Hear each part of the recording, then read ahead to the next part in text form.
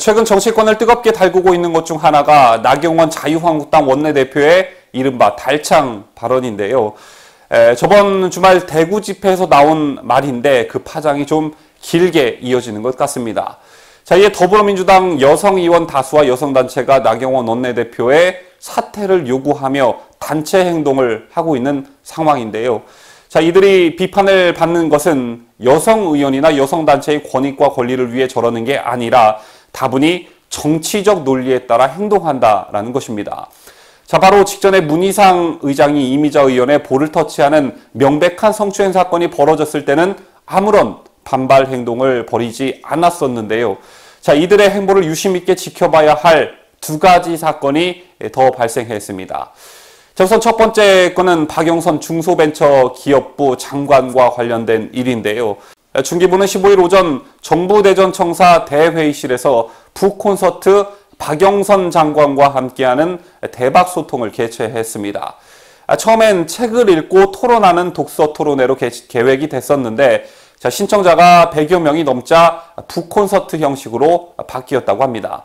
자, 이날 북콘서트엔 박영선 장관을 비롯해 중기부 직원 140여 명이 참석했고 박 장관이 직접 추천한 책 수축사회의 저자 홍성국 작가가 북콘서트 첫 번째 강연자로 나섰는데 자, 문제의 발단은 이 박영선이 추천했다는 책의 저자 홍성국 작가의 입에서 시작되었습니다. 자, 16일 한국일보에 따르면 홍 작가는 이 자리에서 부적절한 발언을 몇 차례 이어갔다고 하는데요. 자, 홍 작가는 저출산 고령화 등을 언급하면서 제가 어젯밤 늦게 대전에 내려와 여기 둔산 화류계가 어떤지 좀 봤는데 화류계에 아무것도 없더라라고 말했고 자, 욕망의 절제를 설명하면서 그는 언제까지 밤에 허벅지만 찌를 것이냐라고 말한 것으로 알려졌습니다.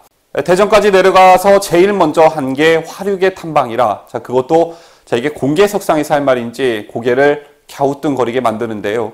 자, 더군다나 북콘서트 참석자 중 절반 이상은 여성이었다라고 합니다. 자, 이런 발언이 논란이 되자 박영선의 대처가 미온했다는 지적들이 나오고 있는데요.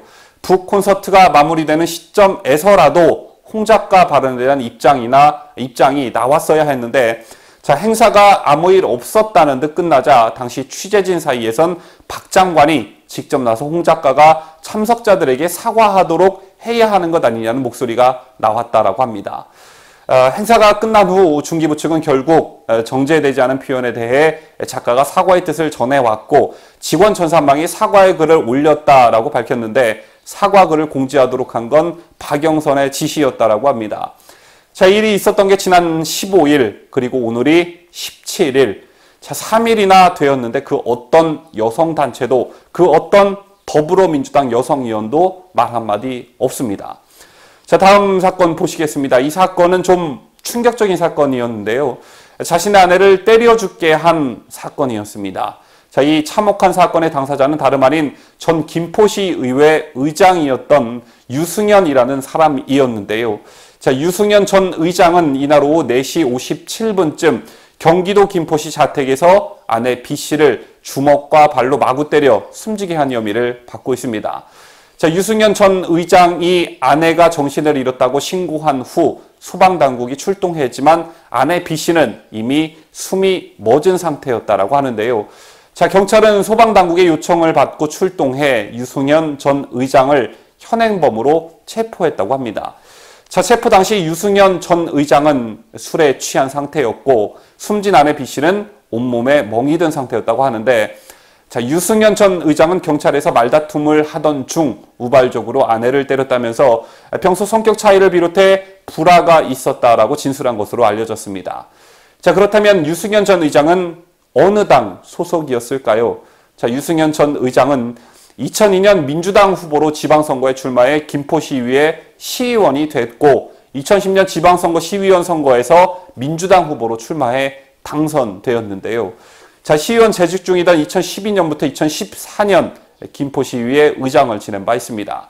자, 또한 2016년 총선 당시에는 경기 김포을 지역구에 더불어민주당 예비후보로 공천을 신청했지만 경선에서 탈락했고 자, 2015년에는 더불어민주당 환경특별위원회 부위원장으로 임명받은 바 있습니다. 자, 그런데 사회적으로 굉장히 논란이 될 만한 이 사건에서조차 달창 발언에는 총궐기했던 더불어민주당 소속 여성 의원이나 그 어떤 여성단체도 유감 성명 하나 발표하지 않고 있습니다.